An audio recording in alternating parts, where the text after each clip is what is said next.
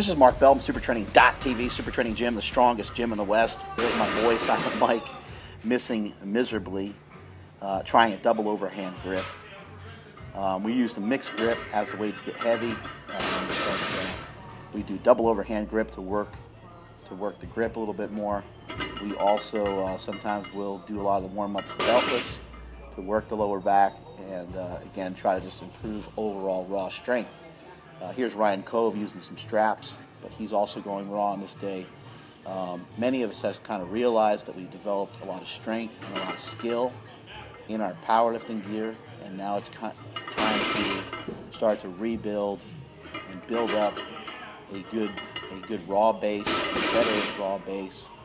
Ed Cohn used to say after every contest, you need to rebuild the base, relay down the bricks for a new foundation, a bigger foundation, so you can continue to add on to a much larger building, basically.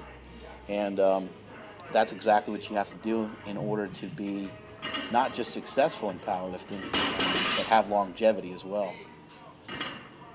There's my chubby little self going. I'm having some issues with being fast, and so that's something I'm gonna have to work on. If I can increase my speed from the floor, then I can say that I can honestly say I'd be good for 700 pounds raw without any problem, conventional.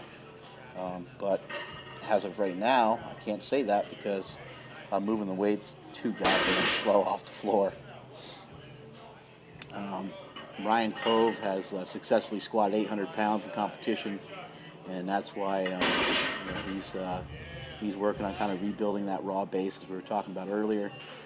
Mr. Robot Chance has squatted 854 in competition in gear as well, or 848, whatever that number was.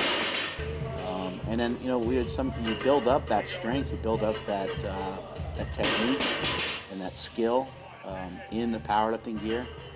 And when you're working on that, there's only so many training hours. Sometimes the raw strength comes down. It's a completely different lift, in my opinion, when you're talking about geared lifting versus raw lifting. They feel different in many ways. And for myself, I feel like I developed a great knowledge of how to lift in the gear for myself. I feel like I developed a good system that worked well for myself, using a lot of the West Side Barbell method, using some methods I learned from Donnie Thompson and things like that. But when it comes to raw lifting, I had to make some adjustments in order to continue to make progress, and that's what I'm trying to work on now. And this has been the hardest thing I've ever had to do in strength training. This is trying to keep that knee intact after that fall from 1,080 or 1,085, and also just trying to rebuild this base and trying to suck up my pride and lift to the best of my ability, even if my ability is not that great. So that has been really difficult, especially with losing weight. And many of these other guys are finding it challenging as well. But rather than shy away from the challenge, you have to embrace it if you want to be good and if you want to stick around for a long time. See how long that sucker took to get moving off the ground? That's 680, and that's off of a block. I think that's about a 2 or 3 inch block. I was thinking about trying to double there, and that didn't work out so good. Here's Torta going again. I think he misses this one. Watch what he does with his head. Whoa. Head and lower back going crazy. I think Robot's head goes back a little too much, gets a little too overextended, and he's just in a little bit of an awkward position there.